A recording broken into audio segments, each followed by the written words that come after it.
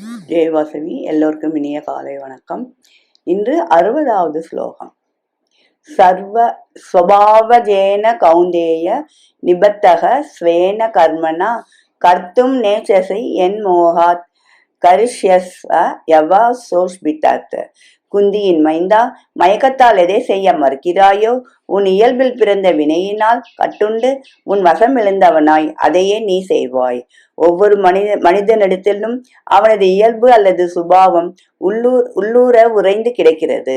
அதன் வேகம் எத்தகையது என்பதற்கு சான்று ஒன்று எடுத்துக்கொள்ளலாம்.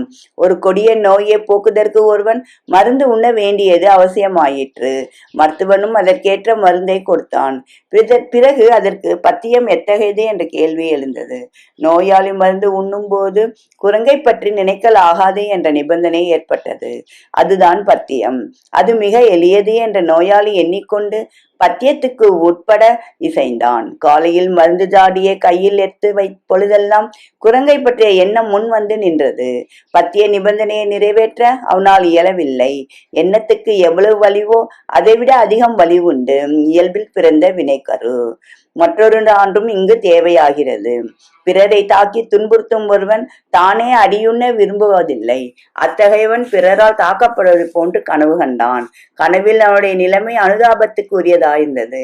உண்மையில் பிறர் யாரும் வந்து அவனை புடைக்கவில்லை. அவனது சுபாவத்தினின்று உதித்த சித்த விருத்தி அச்செயலை வரவழைத்து கொண்டது. கனவில் அடிபடுவதின்றி தப்பித்துக் கொள்ள அவனுக்கு சுதந்திரம் இல்லை. தன் இயல்பில் பிறந்த விலையின் வன்மை அத்தகையது. சொர்க்கத்துக்கு சென்றாலும் நரகத்துக்கு சென்றாலும் மனிதன் தன் இயல்பை தன்னுடன் எடுத்து செல்கிறான். தன் நிழல் எப்படி தன்னை விட்டு பிரிவதில்லையோ தன் சுபாவமும் அப்படியே தன்னை விட்டு பிரிவதில்லை. அதிலிருந்து உதிக்கும் கர்மத்தை அவன் செய்தே ஆக வேண்டும். மற்ற அதன் வேகத்தை முறையாக கையாளுதலை அதை ஒடுங்குதற்கு உற்ற உபாயமாகும்.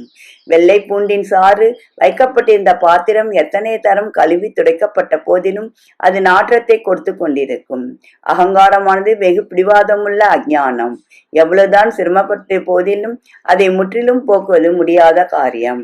இது ராமகிருஷ்ணர் உபதேசம். நன்றி, வணக்கம். இப்படிக்கு லதா ஸ்வரூபம் விதாசலம்.